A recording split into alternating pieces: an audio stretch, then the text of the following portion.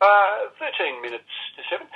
You know, sometimes I get emails here, and sometimes the name alone piques my interest. When I see the name Bobby Galinsky, I think shadowy bagman. Number 2 in somebody's organisation, the consigliere. That was enough to sell me. It turns out he's a writer and producer of a yet-to-be-shot feature film, Dust and Glory. Good morning, Bobby. Good morning, Mr. Simons. How are you? You sound like a shadowy figure. I prefer consigliere. I'm actually going to put that on my cards. That sort of... You know, the best thing to have on a card, by the way, do you have a business card? I do, of course. The coolest thing, I recommend it to everybody. The best thing to have on a business card is just the name, Bobby Galinsky. And you give it to people, and they say, but there's no details. And you say, well, if I need to get in touch with you, I will. It could have saved me 35 years, Red. I could have retired. What's the film? What's happening? Well, it's called Dust and Glory, from the eponymous Evan Green novel, who was a motoring journalist here in the 60s and 70s. And it is about a fictional fourth Red X trial, which were the car races around Australia in 1953, 54, and 55. And one of your forerunners, Jack Davey, the radio star, was one of the competitors back then. He's dead, you realise. I don't particularly like having somebody tell me that my forerunner is dead. Well, eventually we will all join Jack Davey in that broadcasting place in the sky. Let me get this right. This is a fictional fourth race. It's extrapolating from history to a novelistic in the book.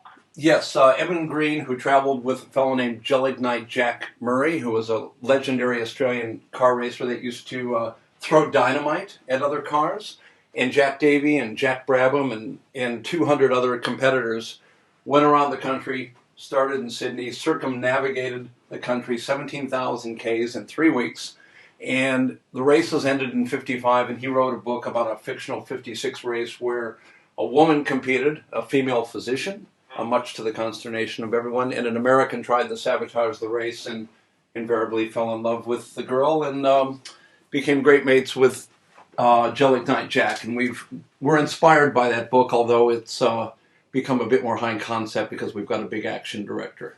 Right.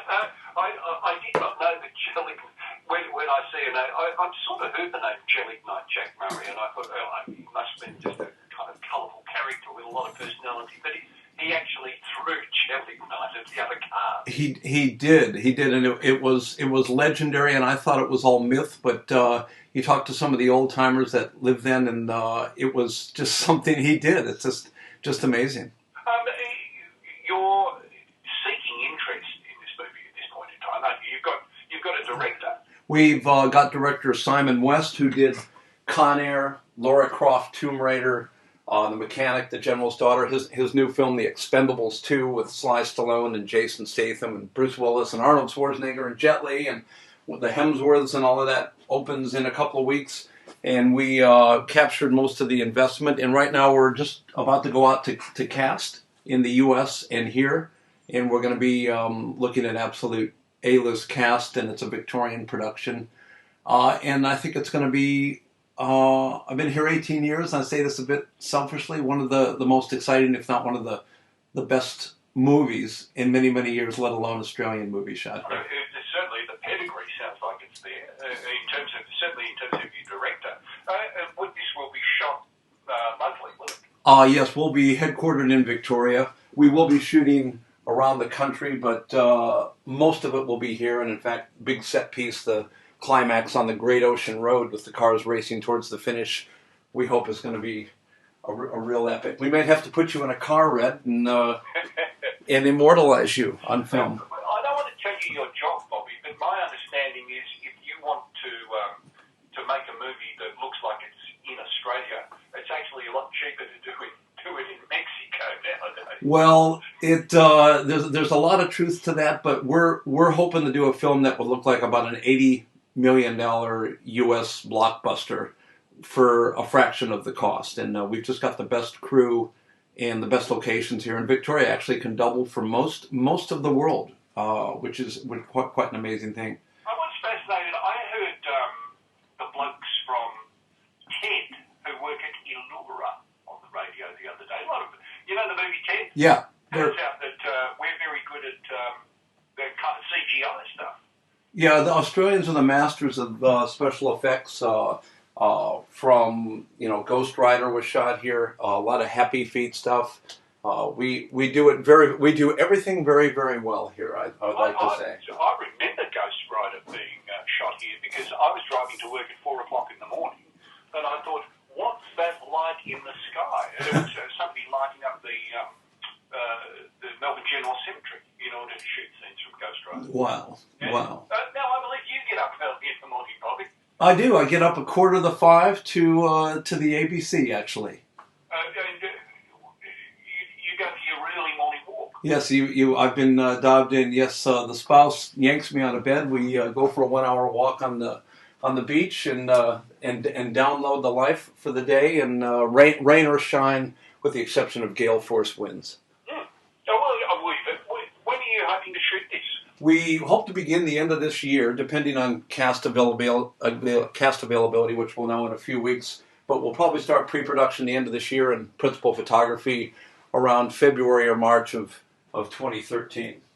And in fact, there was 150,000 people actually met the cars at Flinders Street Station in 1955, which is one of the biggest outdoor gatherings of people ever in the country. So it just kind of disappeared off the map, and we're bringing back the zeitgeist of the 50s. Well, it is.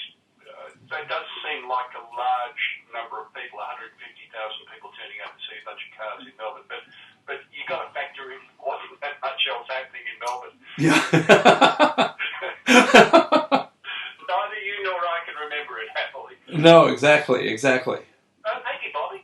Thank you very much, Red. I'm excited already. Thank you. If anybody wants to visit the site, it's dustandgloryand.com. Very simple. Excellent. Thank you, Bobby. Thanks, Red. All the best. Consigliere Liza, one Yeah. of the producers of the yet to be shot feature film Dust and Glory, which has got fairly significant pedigree as far as the director goes, and they might let Ryan Gosling be in it if he plays his cards right. Been in Melbourne lately, apparently. It's 5 minutes to 7. Siobhan Blewett is